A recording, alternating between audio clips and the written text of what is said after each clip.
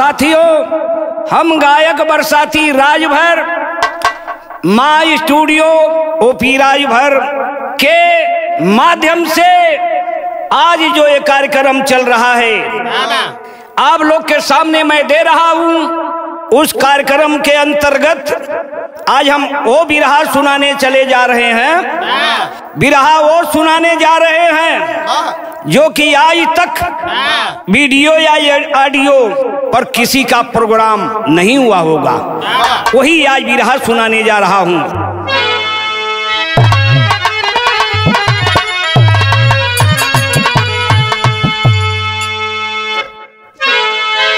नारियों की नगरिमा कभी कम न होती, जैसे सीता सावित्री अनुसुईया की गाथा। सत्य की जब कसौटी पर कसने गए, अरे झुक गए स्वयं शंकरी विष्णु विधाता। कांटों में जन्म के गुलाब है पाया, है नाम फूलों का जानो ये स्वामी। जैसे बेस्या हो पतिव्रता पद पा गई, साध्वी शिव पुराण हुई स्वर्गगामी।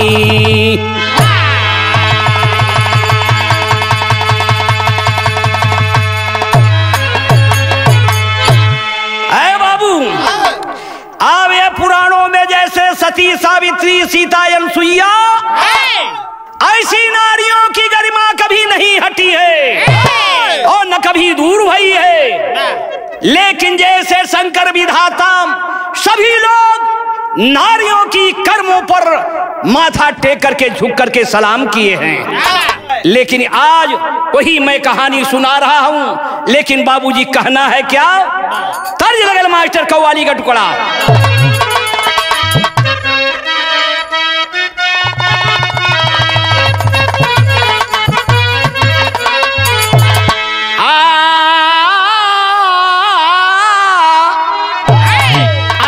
कुदरत ने चाहा तो, अरे अगर कुदरत ने चाहा तो मदीना हम भी देखेंगे।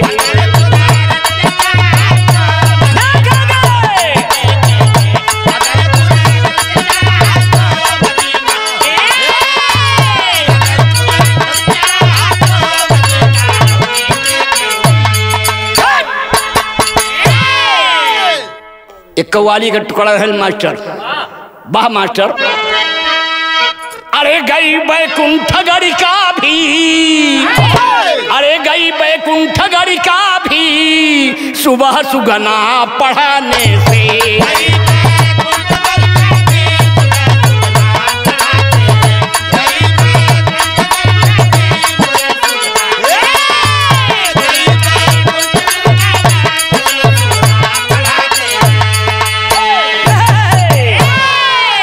गई बैकुंठ गड़िका भी सुबह सुगनम पढ़ाने से। अरे सदन भी पा गया जन्नत, सदन भी पा गया जन्नत सुवन को घर बुलाने से।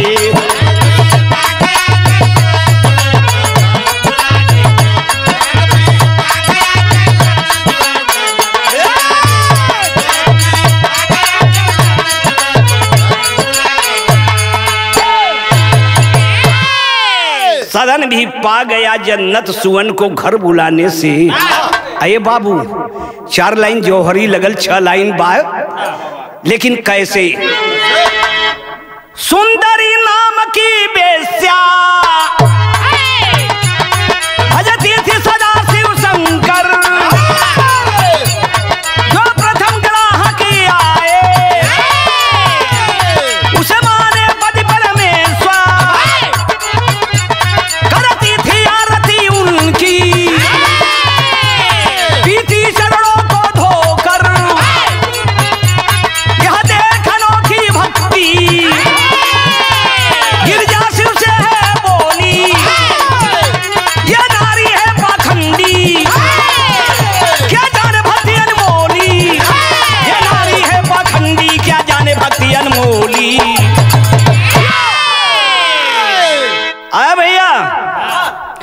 सुंदरी नाम की एक वेश्या थी बाबूजी, और रात दिन सुबह 24 घंटा भोलेनाथ जी का भजन करती थी, पूजा करती थी।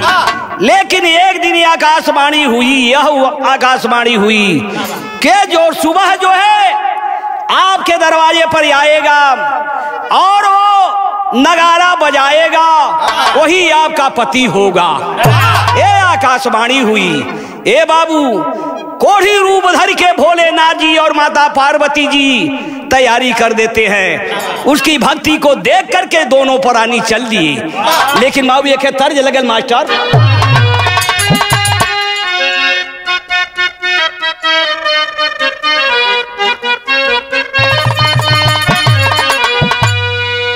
चढ़ता बसंत अरे उड़े लागर दीर मोरी दहिया भइल बा, अरे पियरा हारा दी हो मोरी दे।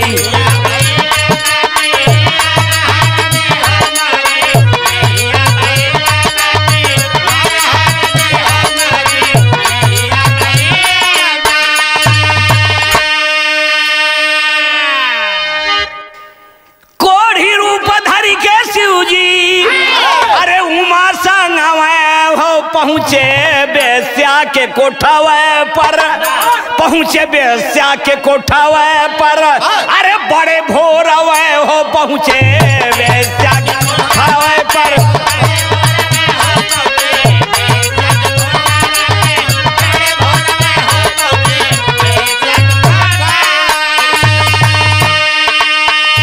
पहुँच गए, कोढ़ी रूप बना करके भोलेनाथ जी साथ में बूढ़ी माँ बन जाती है। माँ पार्वती जी तर तर तर तर मवाज चू रहा है और बदबू आ रहा है। लेकिन पहुंच गई न कोठा पर, एक नगारा रखल रहल, जाय के वही कोढ़िया अपना नगारा बजा दिया। लेकिन यहर देखा अरे बदन से बदबू आवे, अरे बड़े दूर वे हो जाके देहल नगरवा, अरे बजाई भोर वे हो जाके देहल नगरवा।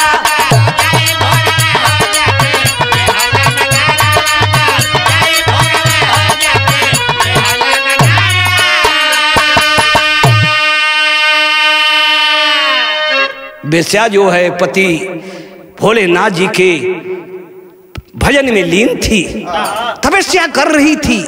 जाकर के नगारा बजा दिए बाबूजी, बजा दे नगारा, और आकाशवाणी हुई थी कि जो प्रथम ही व्यक्ति आएगा उसी को पति मान लेना। ये भैया प्रथम तो भोलेनाथ जी कोढ़ी बन के पहुंच गई, नगारा बजा देना, तरतर तरतर मवाज गिरत बा। लेकिन बाबूजी गंध भी दूर तक जात बा। लेकिन बाबू कहला है क्या, जब आवाज सुन लेती है नगारा की तो बेस्या जो है वो भोलेनाथ जी की भजन छोड़ करके भागती कोठे पर से चली आती है और दरवाजा खोल करके करती है क्या, तर्ज लगल मास्टर,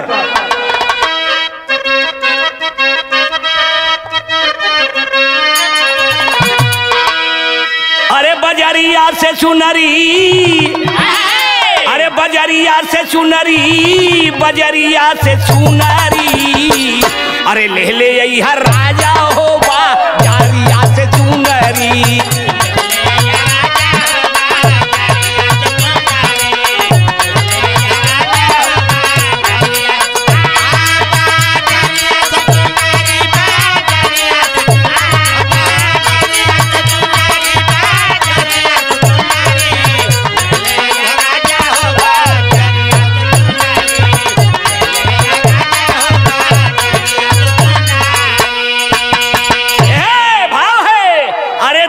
चली सुंदरी, अरे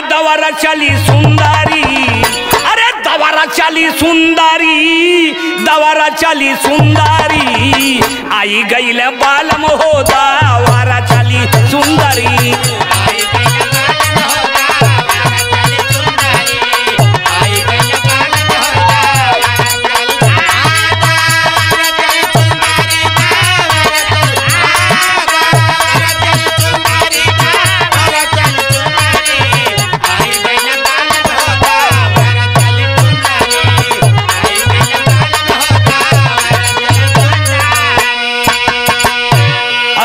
के नगरवा के बोलिया गुजरिया,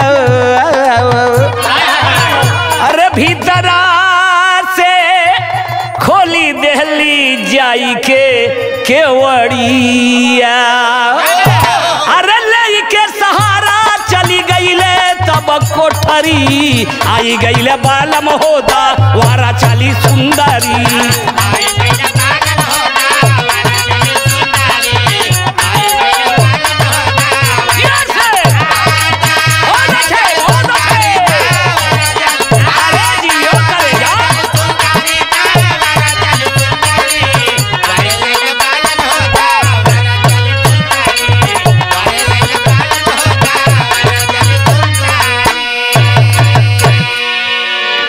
सुंदरी आती है, देखती है कि कोढ़ी से डोले के शक्ति नहीं, तरतर मवाज गिरत बा शरीर से। हे बाबू कंधा में हाथ नाई के और सुंदरी जो है अपना पति मान के लेकर के जाती है अपने घर मर कोठे पर जाती है। कोठे पर जब जाती है बाबूजी तो होता है क्या, अब यहाँ तर्ज हो।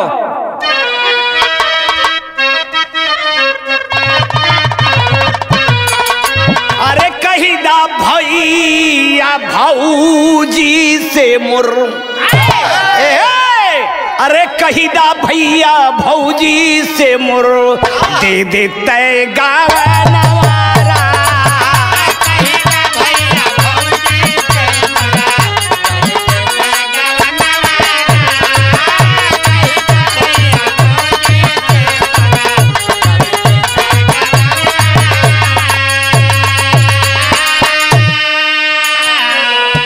कहिदा भैया भौजी से मोर, अरे दे देते गवाना वारा। दुई चीज हमके चाही, दुई चीज हमके चाही, चौकिया बेला।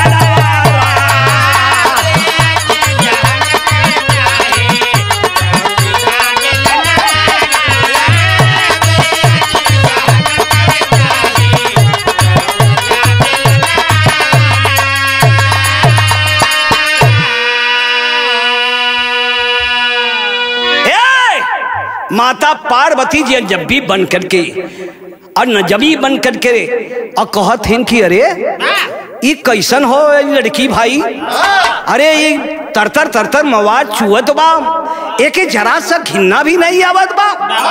अरे अजनबी पुरानिया बन के, अरे अजनबी पुरानिया बन के कहली गिरिजा रानिया रा।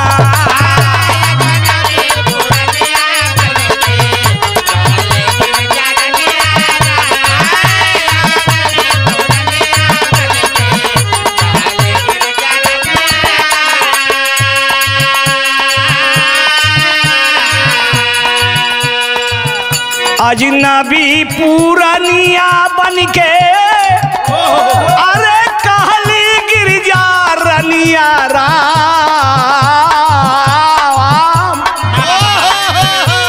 अरे कैसे मनबू बालमयन के, अरे कैसे मनबू बालमयन के कोढ़ बाबा दानिया।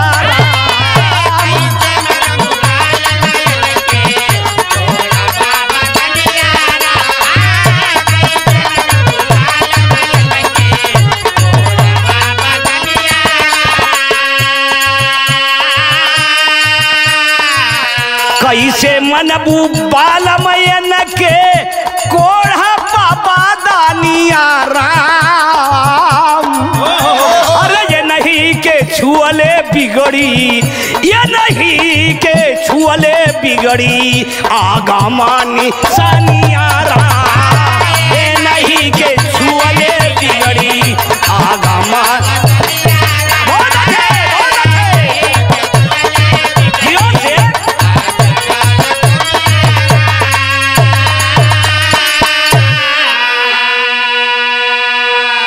अरे ए दुल्हन हई कोढ़िया के भी देख के ना घिन्ना था। अरे इनके छोले से तुम्हारी आगम का निशानी खत्म हो जाई, बिगड़ जाई बिटिया। तू का कर बदे इनके चक्कर में पड़ल हो। ए बाबू, अजनबी बनल रहनी, बुढ़िया रहनी, उनके बात पर बेस्या जरा सा भी नहीं ध्यान देती है, और लेकिन वह पति को लेकर के चल देती है, और चल देती है अपने कोठरी में बाबूजी। लेकिन कहना बाका के तर्ज लगल मास्टर।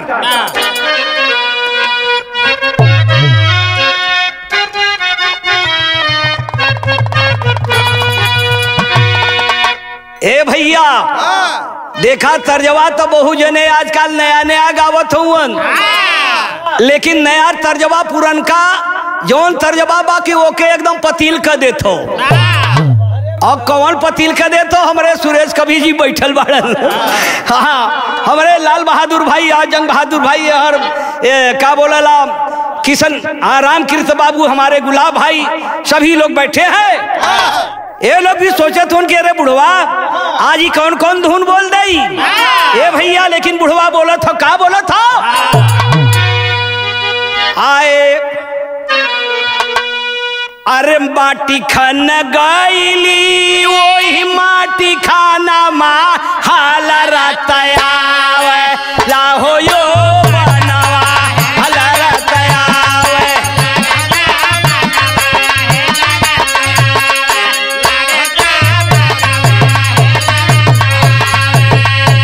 अरे माटी खाना गईली, अरे वही माटी खाना मा हाला रतया लाहो यो बनवा।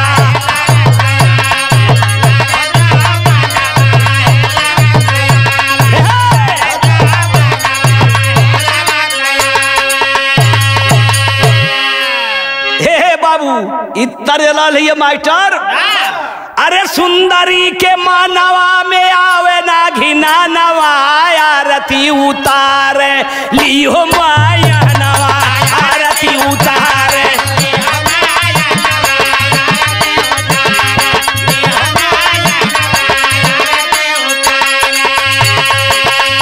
अरे सुंदरी के महनवा में आवे ना घिना नवा, गुव के उतारे लियो माया नवा, आरती उतारे।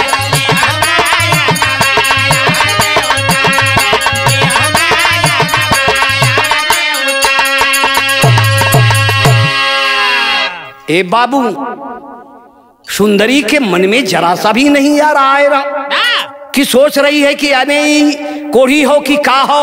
हम तो बेस्या के आत्मा में यह कि अब तो हम पति मानी ले बाटी ये कोढ़ी के। लेकिन बाबू कहना है क्या? अरे पौआ पखारी झाट बारी के दिया नवाया रती उतार, पौआ पखारी झाट बारी के दिया नवाया रती उतार, लीहो माया नवाया रती उतार, लीहो माया नवाया रती उतार। अरे यहाँ रती उतार, लीहो माया नवाया रती उतार, लीहो माया नवाया। बहुत अच्छे, बहुत अच्छे।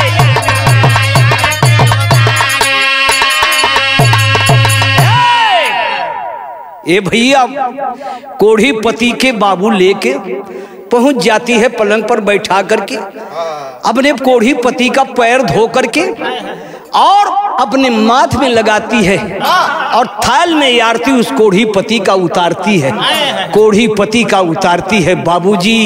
लेकिन बाहरे बाहरे वो भक्ति, बारे भोलेनाथ जी क्या उस बेस्या की परीक्षा लेने के लिए उसके घर पर पहुंचे कोढ़ी रूप बना करके।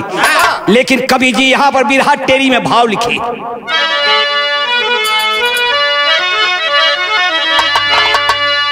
शीतलता अपनी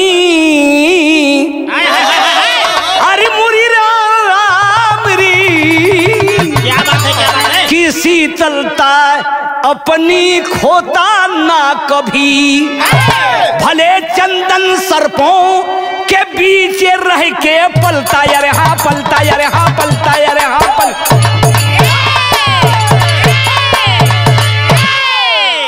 भले चंदन सर्पों के बीचे रह के पलता, शीतलता अपनी खोता ना कभी। चंदन का पेड़ रहता है इतना ठंडा शीतल रहता है, लेकिन सर्प जो है उसके हर एक इंची इंची पर सर्प रहते हैं, लेकिन बाबूजी चंदन का सर्प के जो है जहर होता है, लेकिन वह शीतलता चंदन के पेड़ में इतनी शीतलता होती है कि वो कभी नहीं उस जहर को पसंद नहीं करता है। लेकिन वाह वाह, लेकिन तर्ज लगल मास्टर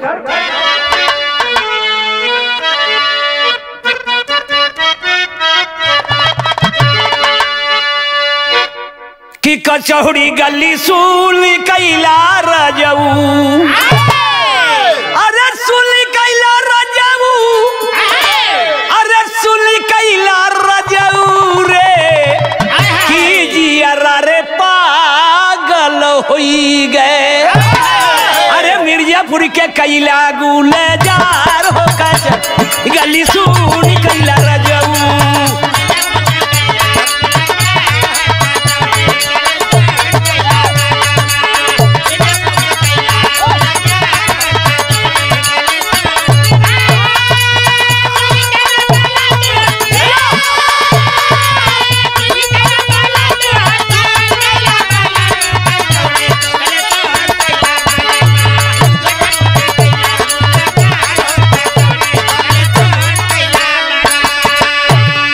जिया जिया रे बछरू, वाह भाई वाह, इते आप तर्ज रहल बाबू। लेकिन कहना बाका बेस्या लेकर के कोढ़ी को चल जाती है अपने कोठे पर और दूध रखल है बाबूजी, और आगे बार के और तुरंत ही वो कोढ़ी के खीर बना करके खीर बनाने लगी, खीर बनाने लगी बाबूजी। खीर मजे का पक के तैयार भयल और धीरे धीरे बनावे लगल, लेकिन बना के तैयार करो था कैसे का? अरे खीरिया ओ खीरिया बनाई रसदार हो, अरे खीरिया बनाई रसदार हो कि खीरिया हमार खाला राजा।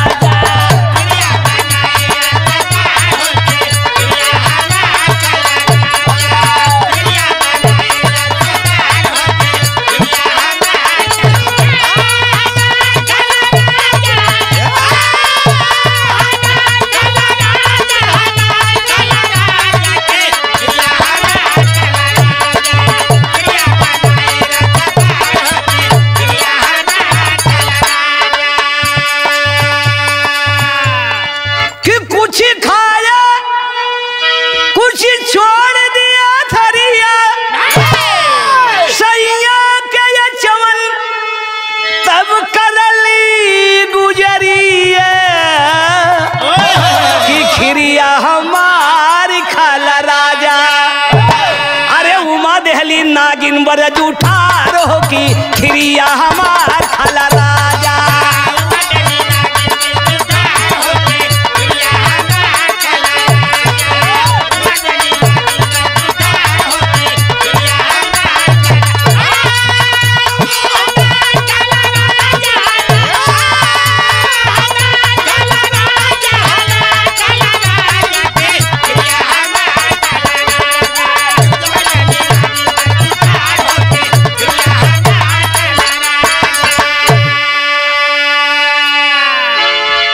पार्वती जी सोचत बाटिन दूसरे रूप में कि अब एक तपस्या कैसे भंग होई।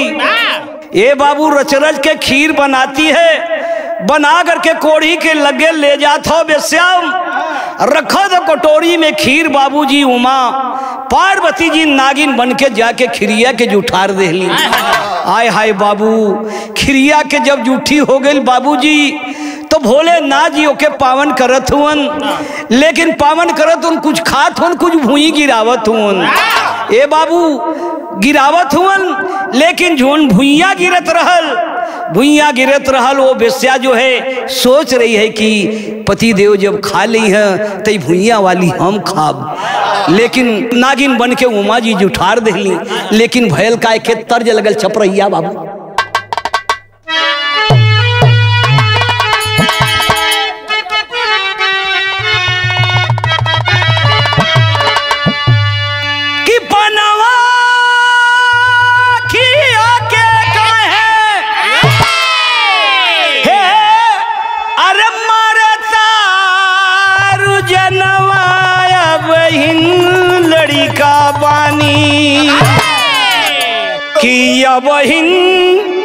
हिन लड़का बानी कि अरे जरदा कि जरदा पान करे लाखराब अब हिन लड़का बानी कि जरदा पान करे लाखराब अब हिन लड़का बानी।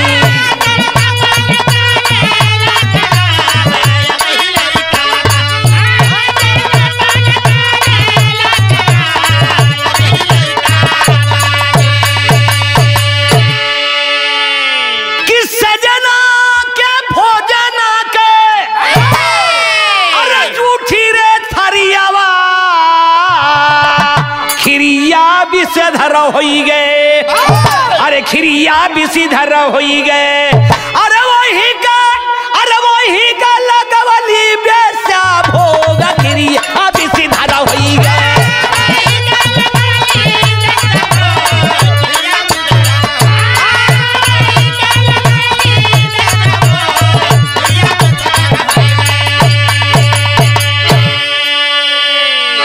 ए बाबू नागिन जब जुठार देले तो कुछ जौन बचल रहल बेस्या वही को भोग लगावे लगल। पार्वती जी सोचली कि बस बस अब ये देहू तरह से एकर ईमान बिगड़ी न, एकर ईमान बिगड़ी न, एकर ईमान बिगड़े के बाद काहे से कि बात ई बेस्या बा और एकर कैसे एकर अपमान होई।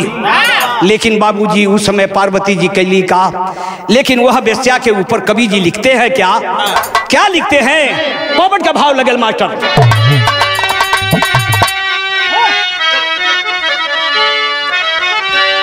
अरे डिगा न पौली बेस्या कई मनामा सैल कुमारी हो, अरे डिगा न पौली बेस्या कई मनामा सैल कुमारी हो, अरे जहर सुधा बन गए पति का चरणवा सैल कुमारी हो।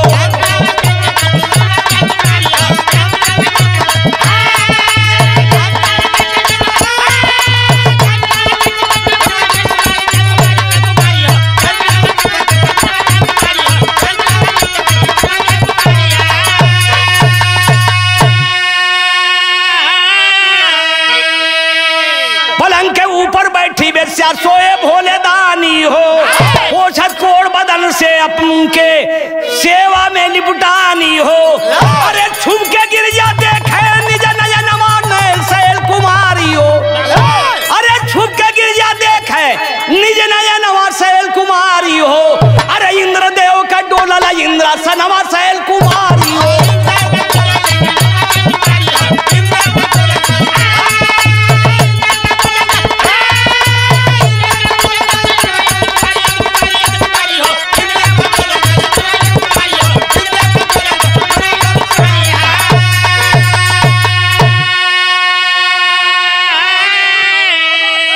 पार्वती अपने रूप में को बुढ़ापे रूप में देखत बाड़ी, कोढ़िया के लेके बेस्या जौन बा पलंगिया पर एकदम लौट गई सेवा में लिपटाई गई है बाबू।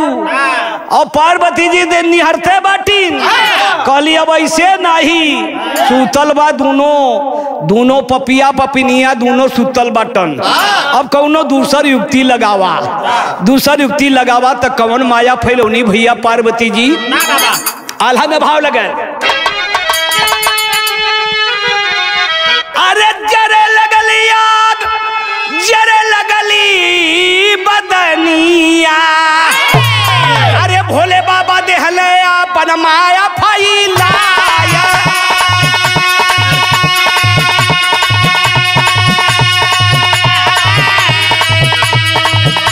ओ जागे नहीं सैया जरे लगली बखरिया,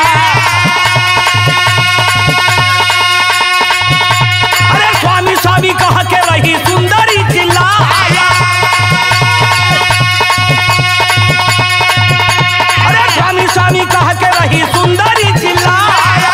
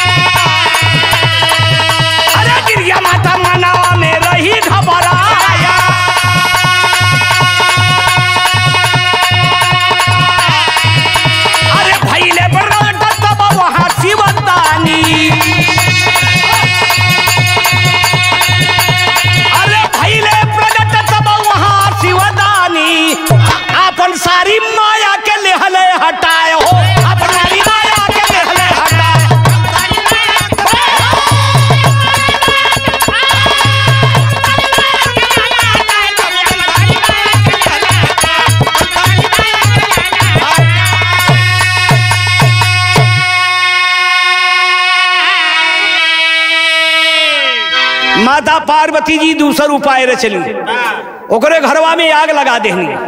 आग लगल, कोढ़िया और बेस्या दोनों एक पलंगिया पर सुतल रहना बाबू। जर्जर के आग टूट टूट के गिरे लगल। लेकिन माँ भोलेनाथ जी के अपने पति के बचावे खातिर बेस्या ओकरे ऊपरा जाके कूद गई। भोलेनाथ जी के ऊपरा जाके कूद गई कि अबो से गिया बुझ जाए। लेकिन बाबू अच्छी भक्ति देख करके भोलेनाथ जी को प्रकट भड़ा होना पड़ा, और भोलेनाथ जी के प्रकट होकर के उसकी सारी माया जो थी वो हटा करके भोलेनाथ जी साक्षात वो बेस्या के सामने खड़ा होकर के दर्शन दिए। लेकिन बाबूजी कहना है क्या,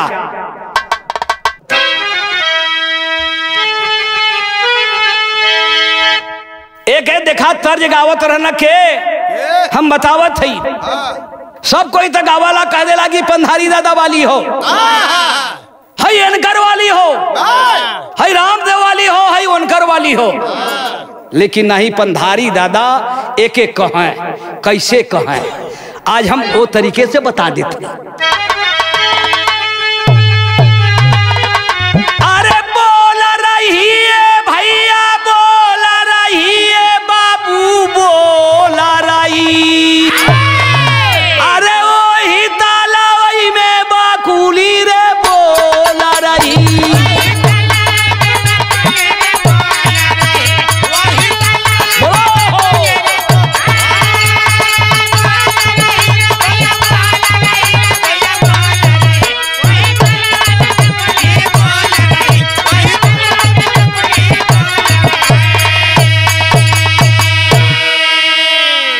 असली पंधारी दादा वाली हो, कहे के सब कोई सहो कहो सब बनाओ, इनकर हो उनकर हो उनकर हो। पंधारी दादा से जब पहला प्रोग्राम भेल तो यह गौले, तब वही वक्त हम याद कर ले रही, और यह हम कही ला पंधारी दादा वाली ओरिजिनल तर्ज हो। अरे पाई सुंदरी है बाबू, पाई सुंदरी है भैया, पाई सुंदरी, अरे पतिव्रता के सथनवा रे, पाई सुंदरी।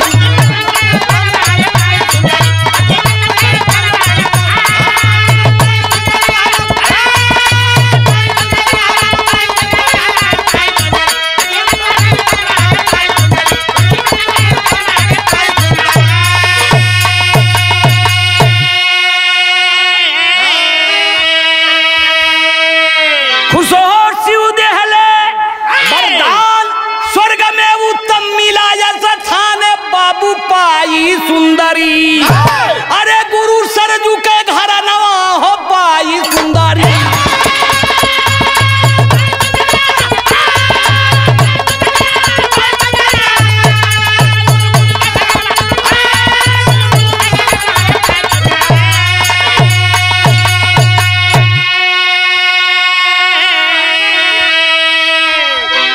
बसे स्वर्ग में राजनाथ, सेवक में काशीनाथ, और राम जी आवन धर्मराज बरसाती राते साथ हो।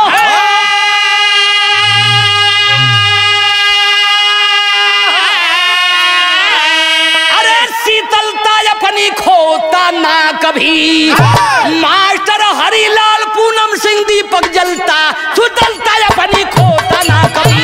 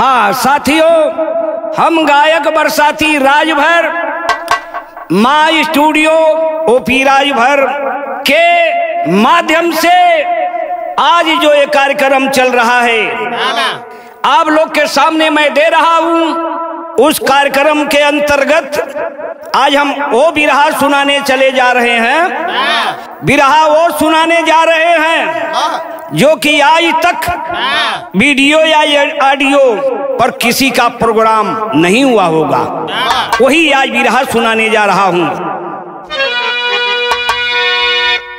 त्याग मृत्युलोक कौरो गए स्वर्ग में,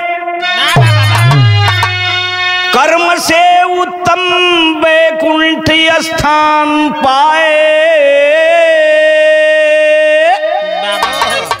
चार पांडव सहित द्रौपदी नरक में भोगती थी कड़ी से कड़ी यातनाएं।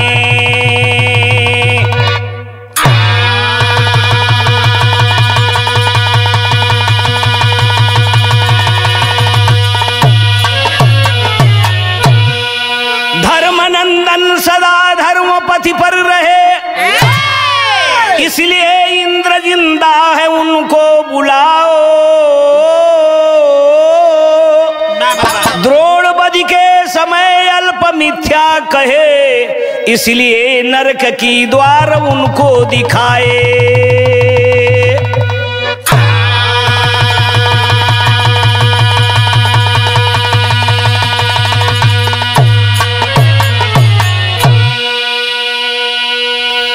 बात यहां से मिली बाबूजी, ये जब पांचों पांडव जो है साथ में द्रौपदी जाकर के हिमालय में गल जाते हैं, फिर बचे के एक धर्मराज बचे, एक धर्मराज युधिष्ठिर बचे, उनका एक दाहिना अंगूठा गला, जो इंद्र भगवान दूत द्वारा भेज करके युधिष्ठिर को स्वर्ग में बुलाते हैं। और स्वर्ग में जब युधिष्ठिर जाते हैं तो देखते हैं वहां की करिश्मा तो क्या होता है। तर्ज लगल मास्टर हंसी हंसी। तो स्वर्ग में युधिष्ठिर जब जाते हैं तो देखते हैं कि चारों पांडव और द्रौपदी नरक में कष्ट झेल रहे हैं। और जब उनके करीब जब जाते हैं युधिष्ठिर महाराज, तो देख करके चारों पांडव द्रौपदी इन लोग कहने लगे कि भैया आपके आवे में हम लोग के बड़ा आनंद बा। इस पर एक गजल का भाव लगल है मास्टर।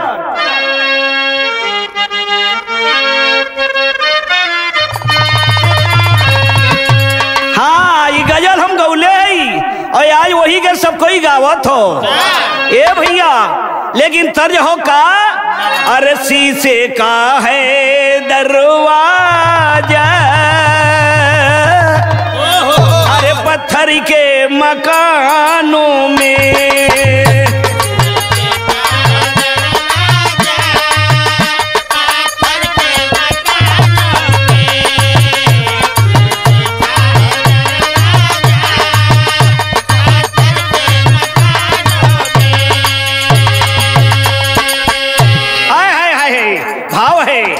किस लिए मेरे भैया, किस लिए मेरे भैया मुझ पे जो खफा हो गए।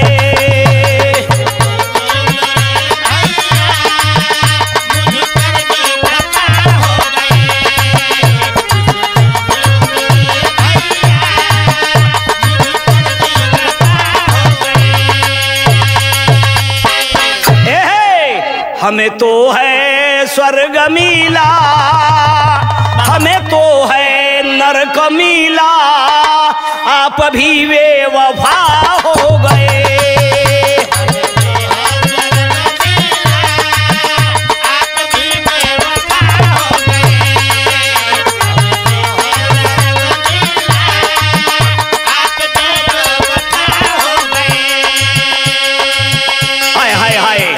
आप भी बेवफा हो गए।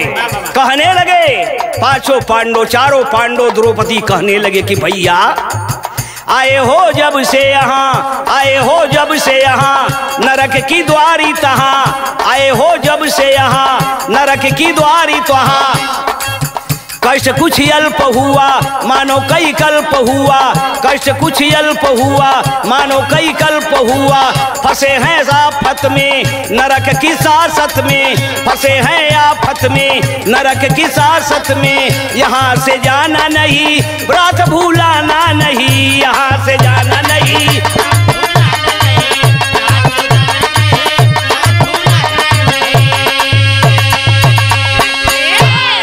तू ही बीना कवन अपना।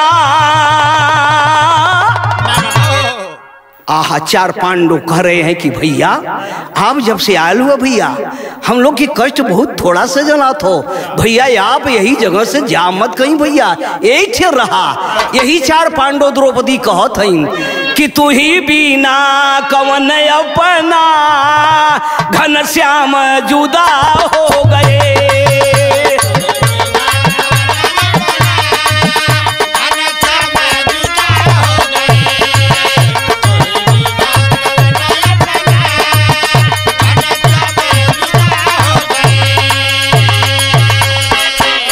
ए बाबू, यही बात चारों पांडव कह रहे हैं कि हम लोगों से दूर घनश्याम भी कन्हैया हो गए, लेकिन भैया या बेटी से जाया मत भैया, हम लोग के बड़ा आनंद आवत हो। लेकिन बाबू एक तर्ज लगल मास्टर, और तर्ज तो बड़ा बेजोड़ हो मास्टर कि नैहरवा में गोरी, अरे गोरी, अरे नैहरवा में गोरी सयान भैलू हो, नैहरवा में गोरी।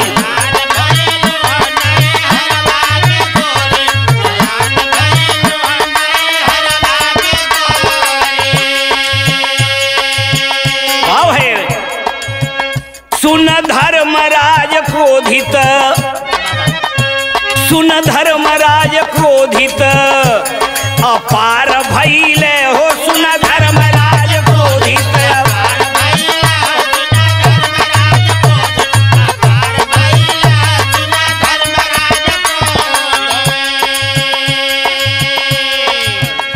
पक्षपात तहाँ मोहन,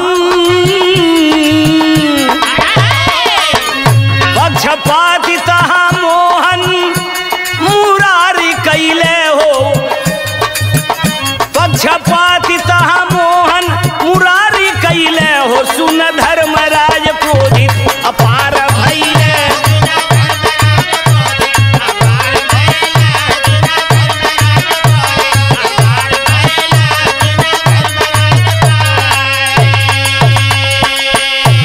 अरे पूछे युधिष्ठिर कन्हैया से जाके, आय हाय हाय भाव है यहाँ पर। अरे युधिष्ठिर महाराज, अरे तन त्यागन करके भगवान भी निज लोक को चले गए थे, वो भी वहां इंद्रासन में थे, लेकिन धर्मराज जी जाकर के कह रहे हैं भगवान कन्हैया से, पूछे युधिष्ठिर कन्हैया से जाके, अरे पत्नी और भाई मरे मृत्यु पाके, मरे मृत्यु पाके।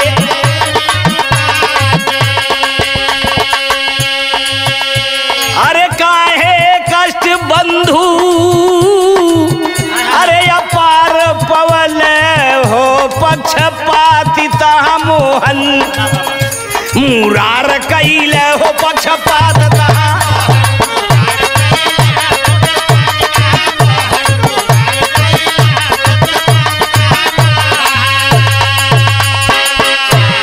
अरे हमें भी नरक की दिखाए दुआरिया, बैकुंठ पाए सब कौरो या नरिया।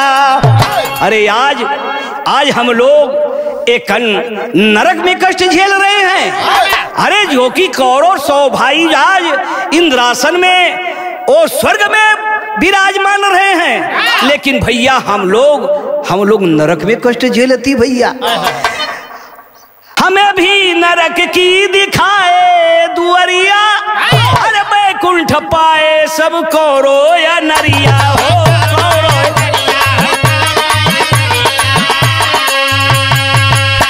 अरे काहे उल्टा पक्षपात तहा मोहन, मुरार कैले हो पक्षपात तहा मोहन।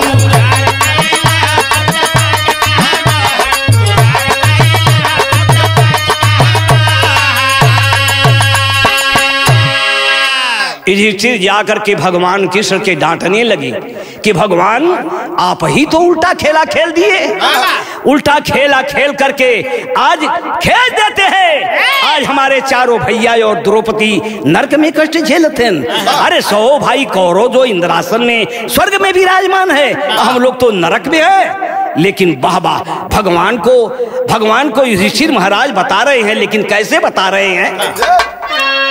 तो ये बात सुन करके भगवान कृष्ण जो है युधिष्ठिर से कैसे कहत हूं, का कहत हूं? तर्ज लगेल मास्टर, का तर्ज हो?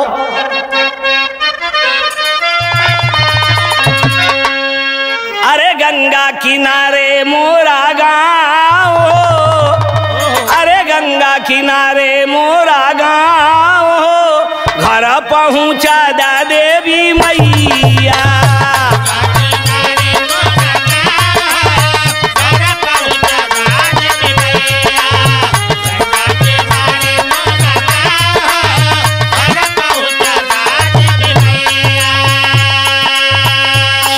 युधिष्ठिर के ध्यान हो, सुनिए युधिष्ठिर के ध्यान हो, करनी बताए हैं कथैया।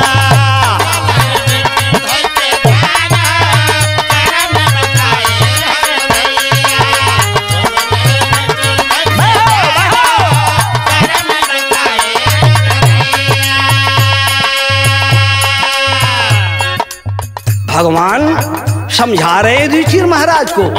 क्या समझा रहे हैं? जीते हैं छल करके पांडव या नरिया, भीष्म द्रोण कर्ण खाए धोखावा कमरिया। भीष्म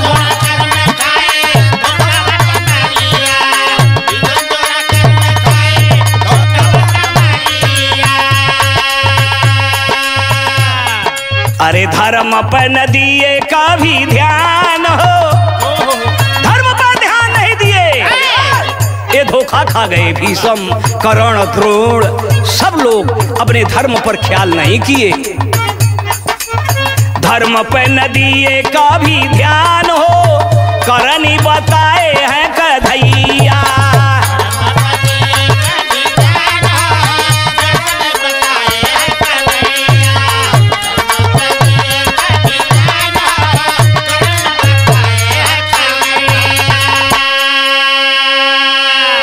भगवान बतावत हूं कि पांडव का कैला धोखा दे के कमल बिहू से, अरे जयद्रथ को लाए, और छल से ही बर्बरी का सरया लगाए।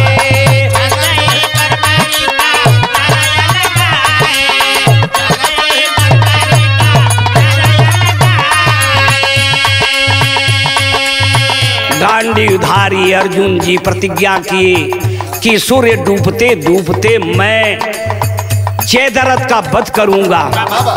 लेकिन भगवान आप ही युधिष्ठिर महाराज कह रहे हैं कि भगवान आप न रहला, आप न रहला हुआ कि जो कि छल करके और जयद्रथ का गर्दन कटा, और आप ही ने छल करके बर्बरी का गर्दन काटे।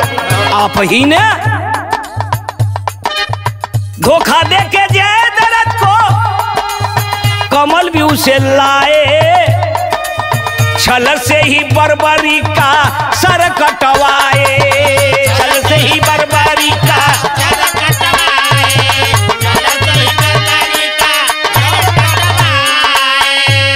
कहाँ पाप लागल पांडव के महान हो।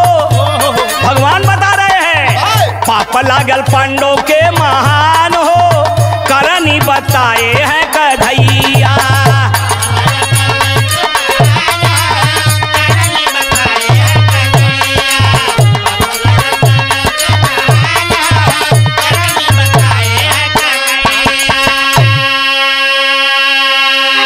धर्म का ख्याल नहीं किए, इसलिए से ये पांडवों को ये पाप लगा, और पाप लगा वही आकर के आज नरक में कष्ट झेल रहे हैं।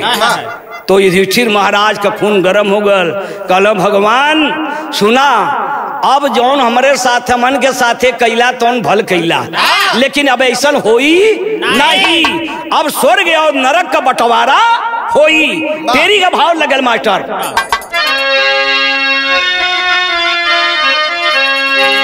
अरे स्वर्ग में हक हमारा भी लगी, युधिष्ठिर का है स्वर्ग में होई खारी खारा या खारा या खारा या खारा।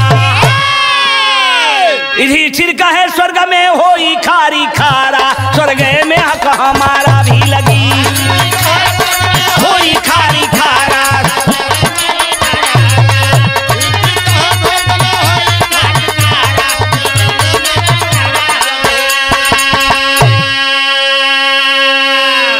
युधिष्ठिर महाराज दाब के भगवान कन्हैया से कहे लगना, कहे सुना अब तो नहीं, लेकिन स्वर्ग और नरक का दोनों का बंटवारा हो के रही। भगवान से कन्हैया, भगवान कन्हैया से युधिष्ठिर महाराज कहे लगना भगवान का सर नीचे हो गल, लेकिन बाबूजी के तर्ज लगल हो कैसे।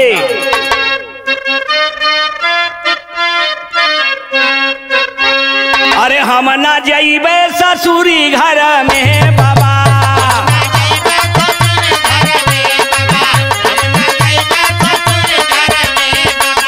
हम ना जाइबे ससुरी घर में बाबा, ये ना जड़िगे हमारा बाबा, हम ना जाइबे।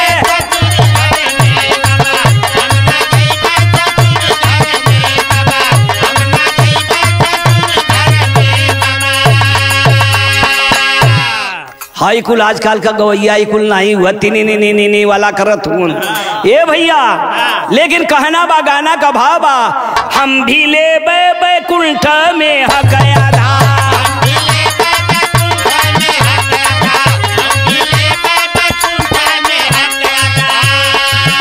हम भी ले बैकुंठ में हकया था, ये भी हक हो हमारा यादा, हम भी ले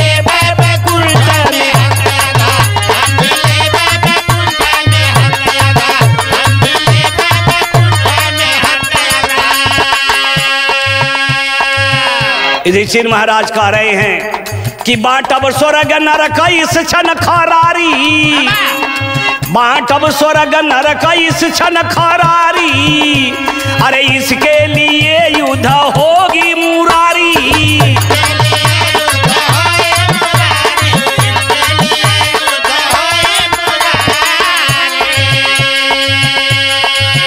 युधिष्ठिर महाराज पांचों पांडव मिलकर के कृष्ण भगवान जाकर के दुर्योधन से 5 गांव के लिए कहे, लेकिन वो 5 गांव कहा कि हम देंगे नहीं, सुई के नोक पर नहीं देंगे, भले लड़ाई कर लीजिए, लेकिन बाबू यही होगा। युधिष्ठिर महाराज जी कह रहे हैं कि यही होगा यहाँ पर भी। अरे बाटब स्वर्ग नरक इस क्षण खरारी,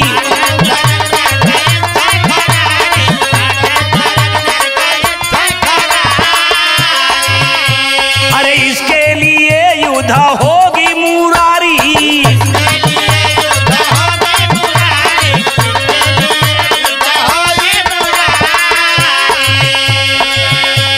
एकरे लिए भगवान युद्ध करना ही पड़ेगा, लेकिन वहां पर तो मृतलोक में तो हम लोगों का मदद किए आप, लेकिन ये स्वर्ग में और स्वर्ग नरक के बंटवारा में हमार कहनाम हो, का कहनाम हो कि करना मदद जिन हमारा काधा, करना मदद जिन हमारा काधा, हम भी ले बैकुंठ में हकया था।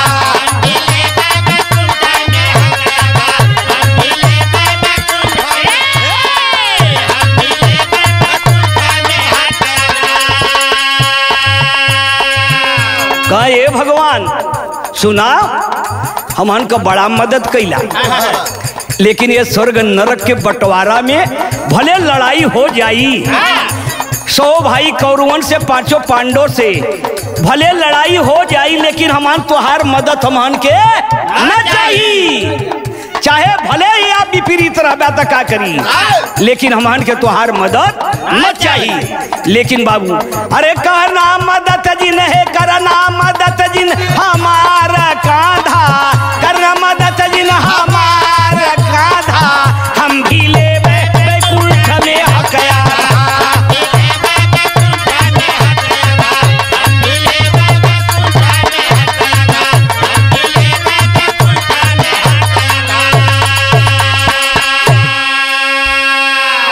का मदद मत करिहा भगवान, मत करिहा। ए बाबू यही तरह से इसी डांट के भगवान कथैया से कहत हूं। ए बाबू मास्टर एक तर्ज लगल मास्टर, अरे पयलिया बढ़ाए ठीक से, पयलिया पयलिया छमकेले रात कोठे पे,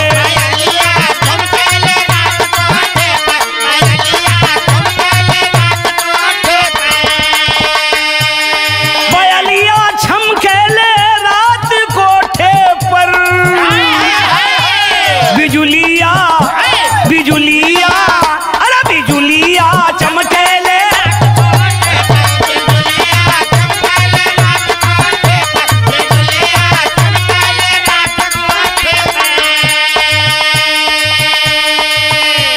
इत तर्ज के नमूना रहा है बाबू।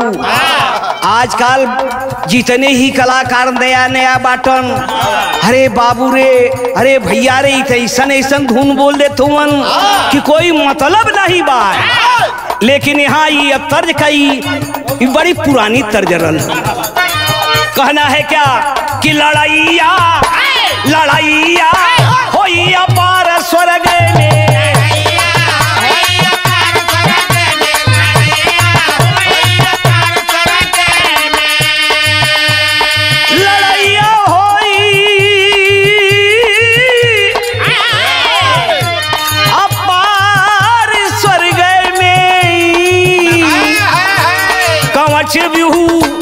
कवच बिहू कैले तैयार स्वर्ग में,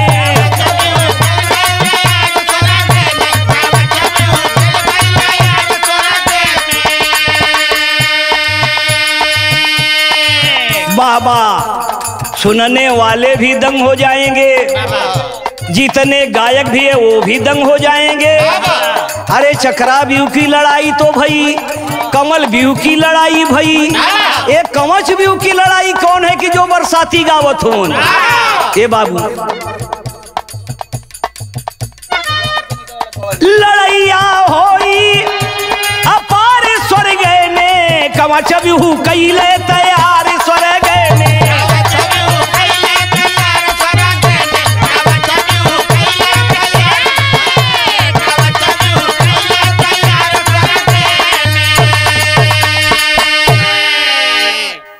चक्रा बिहू 8 फाटक और कमल बिहू 12 फाटक और कवच बिहू 20 फाटक की यहाँ बनावटी हो रहा है कि लारे लर लारे ला लर लारे लारे ला। 20 फाटक का कवच बिहू बनाए पांडवों ने, पहले फाटक पर खड़े धर्म बड़े पांडवों ने। 20 फाटक का कवच बिहू बनौना, पहले फाटक पर के बैठल धर्मराज जी युधिष्ठिर, अर्जुन थे दूसरे और तीसरे नकुल ठहरा। अर्जुन पहले दूसरे पर, नकुल तीसरे पर, चौथे पर भीम, पांचवें पर सहदेव का पहरा। चौथे पर भीम, पांचवें पर सहदेव जी रहला, छठे पर ब्रज बिलार, सातवें पर अभिमन्यु, 8 पर घटोत्कच, 9 पर पांचों लालन थे। 8 पर घटोत्कच, 9 पर पांचों लालन थे। अरे 10वें पर द्रुपद थे ठाड़े स्वर्ग में। अरे लड़ैया होई अपार स्वर्ग में,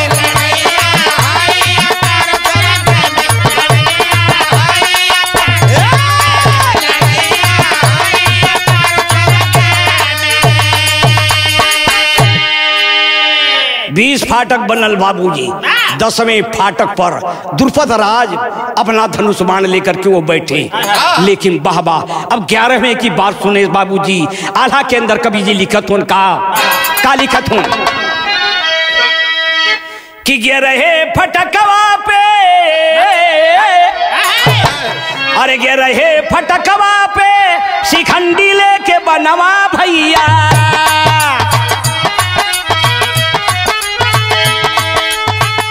बड़े विराट तेरा कुंतल कुमार,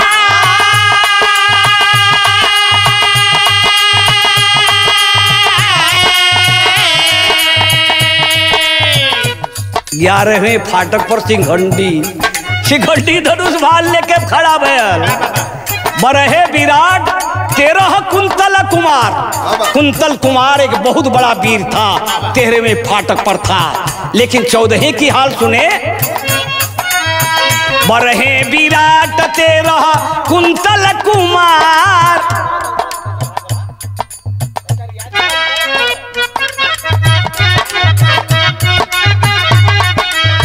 बरहे विराट 13 कुंतल कुमार।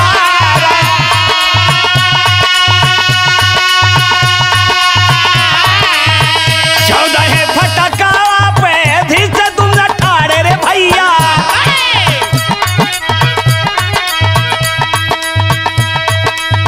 14 फटकावा पे धीस तुम न ठाड़े रे भैया। धृष्ट के तू 15 चेमी 16 में के बाद।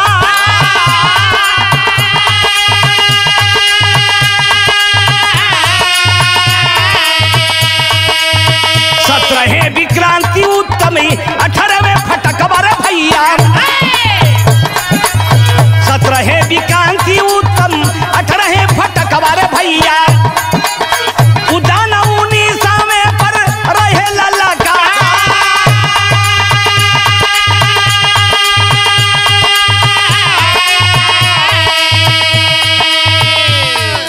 हाय हाय हाय, उद्यान इतना बहादुर वीर था बाबूजी। 19 फाटक 19वें फाटक पर वो धनुष बाण लेकर के खड़ा था। लेकिन बाबू अब एक फाटक रह गए। एक फाटक पर के रहल उद्यान 19वें पर रहे ललका।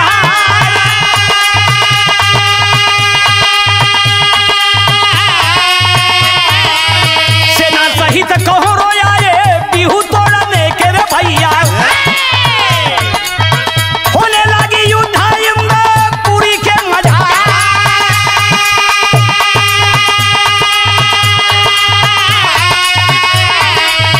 उन्हीं फाटक थोड़ा डाले कौरो बली मनवारे भैया।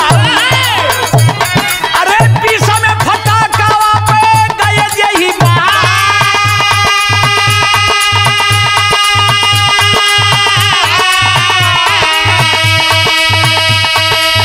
बीसवें फटकावा पे गए यही बाला। अरे महाबल महान बरबारी कले के बोल हमारे भैया। 20वें फटकावा कई पाना तरदा।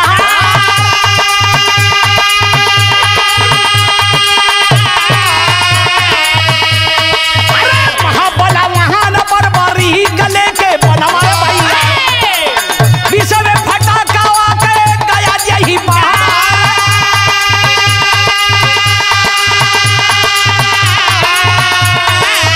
सोचा थारी सृष्टि का बीना सजा भी कर दूं भैया। अरे खींचल जहाँ बाण थमा लेहल मुरा।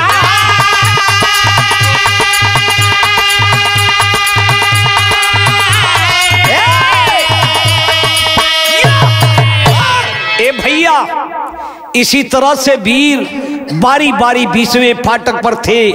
19 फाटक कौरव अपनी सेना सजा करके आते हैं। 19 फाटक तोड़ देते हैं। लेकिन 20वें फाटक पर जब भी जाते हैं, 20वें फाटक का रखवार बर्बरीक था, जो कि वही बर्बरीक को भगवान कन्हैया ने ये पता लगा कि भगवान कन्हैया ले जाकर के एक पर्वत पर उसकी परीक्षा लिए, जो कि वही बर्बरीक 9 करोड़ दैत्यों का पाताल में बाधक वध किया था।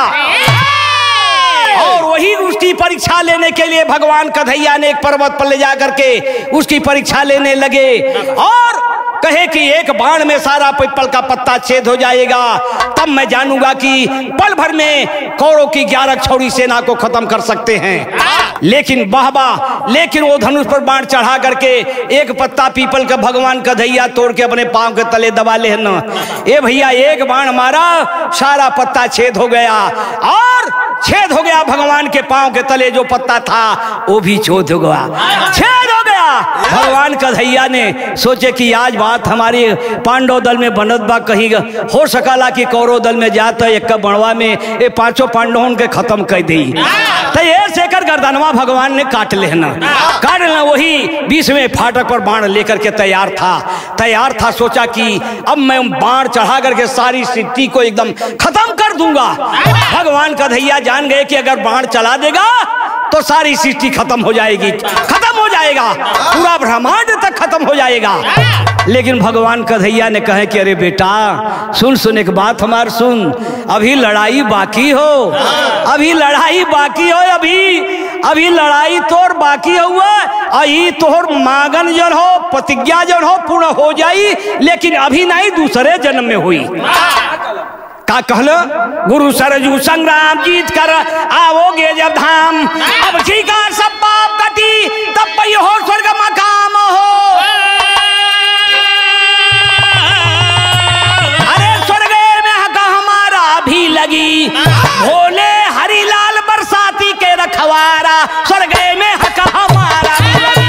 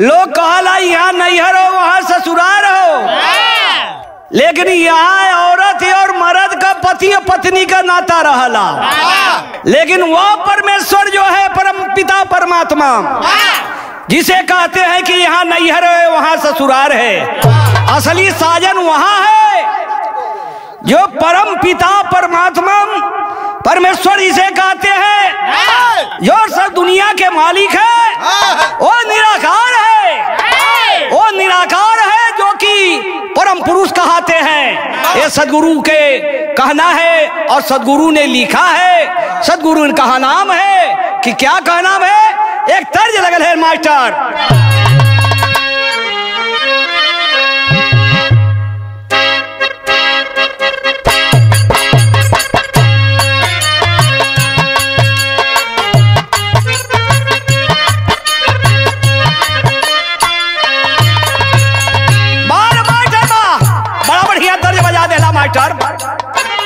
पिया परदेस गईले,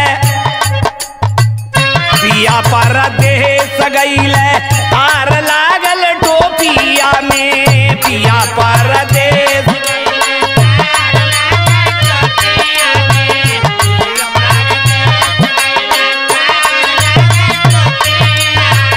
तार लागल टोपिया में, तार लागल टोपिया में, तार लागल टोपिया में, तार लागल टोपिया में। पिया परदेस गईले,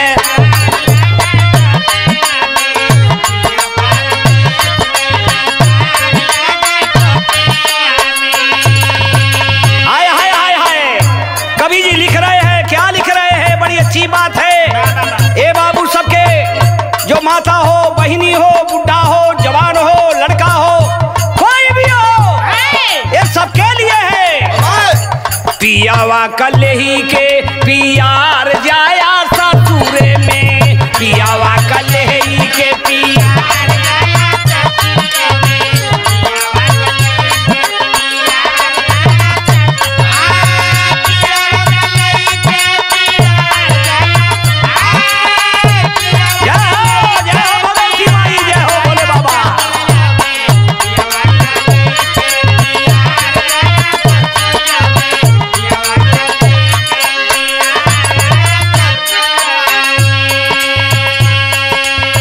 पहिले सजो अलिया गुड़ावा का गुड़िया हो।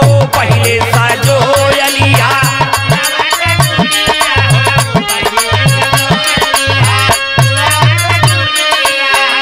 कहे का मतलब हो, चेतावनी हो कि पहिले सजो लिया गुड़, गुड़ का गुड़िया, यानी गुड़ का पहिले ध्यान रखिया कि गुड़ का हो। गुड़ या गुड़ दूठे होला। ए बाबू, गुण होला ओके अपनावल है आदमी, और गुण के बहुत लोग अपनौतन नहीं। तो यहाँ लिखत हो कभी, पहिले सजो अलिया गुड़ावा का गुड़िया हो।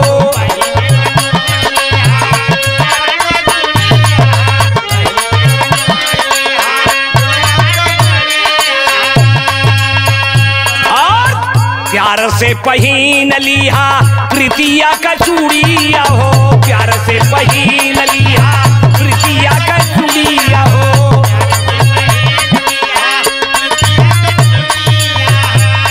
प्यार से प्रीति का चूड़ी रहे के चाहिए, प्रीति का चूड़ी रहे के चाहिए, गुण रहे के चाहिए, और प्यार से प्रीति का चूड़ी रहे के चाहिए। और का गले डाल हुरुमत के हार जाया ससुरे में। गले डाल हुरुमत के हार जाया ससुरे में। पियावा कलेही के पियार जाया ससुरे में।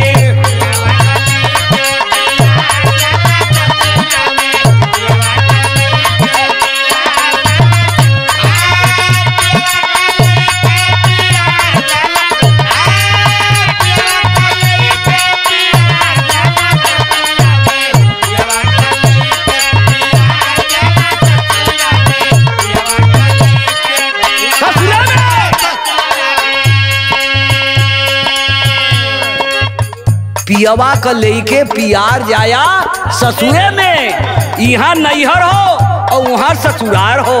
ओ पियो के यहाँ प्यार लेके पहले तू जा, पहले जा। लेकिन और का शरम कसुरमा नया नवा लगाई।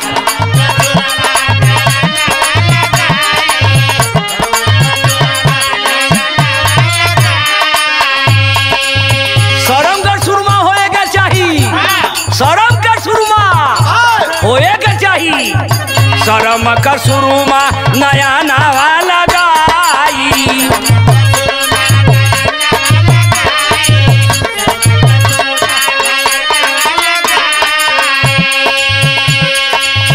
सतक से नूरवा से मगिया सजाई। सतक से नूरवा से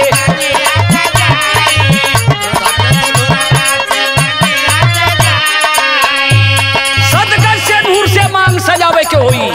सतके से नूरवा से मगिया सजाई।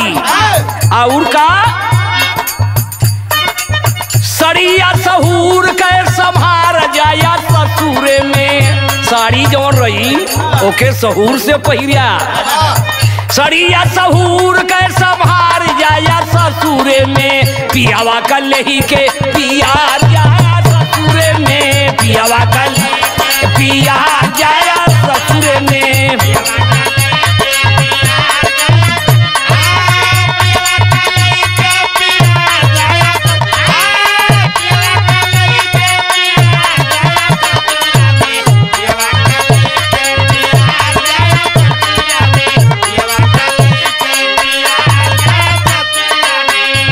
तीसरी लाइन कभी फिर लिखा था खन के कलहिया में करम के कंगनवा खन के कलहिया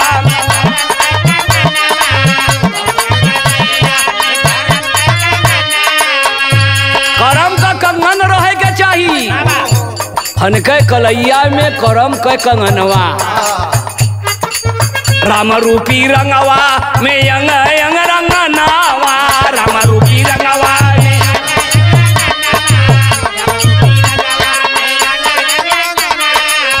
राम रूपी रंगवा।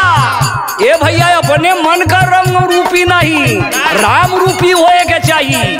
यो कवि जी लिखत हुन धर्म का डाल के ओहार जाया ससुरे में धर्म का डाल के ओहार जाया ससुरे में पियावा कल ही के पिया जाया ससुरे में पियावा कल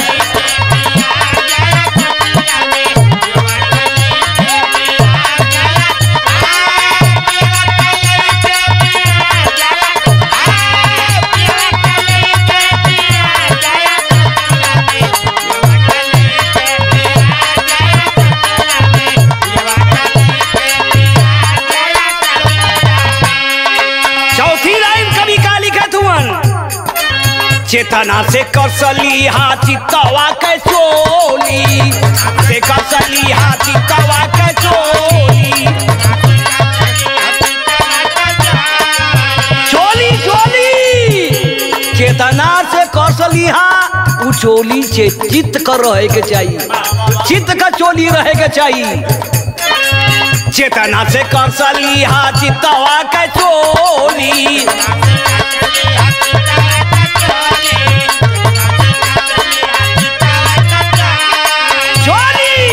तपरूपी तेलवा लगायली हा घोली तपरूपी तेलवा लगायली हा घोली तपरूपी तेल रहा ये बाबू दूसर तेल नहीं तपरूपी तेल लगायली हा तपरूपी तेलवा लगायली हा घोली।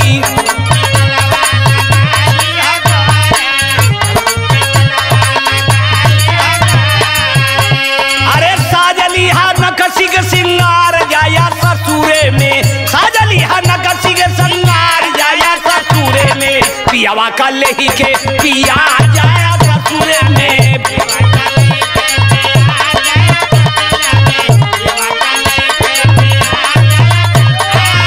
पियावा कल ही के पिया जाया ससुरे में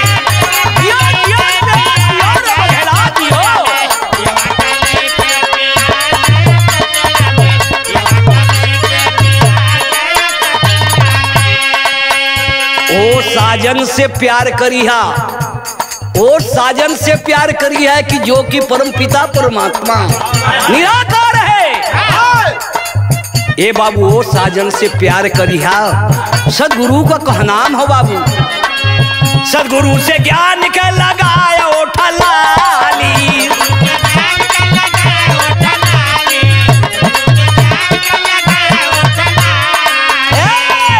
मन का महावर प्यारा वही में डाली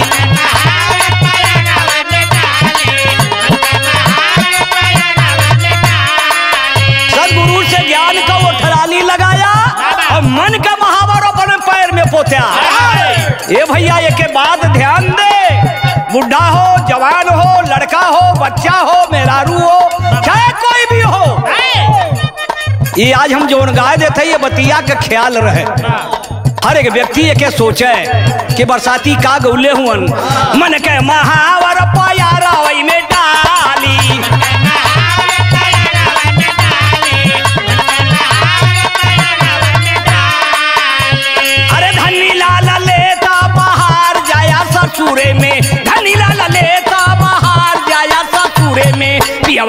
कही के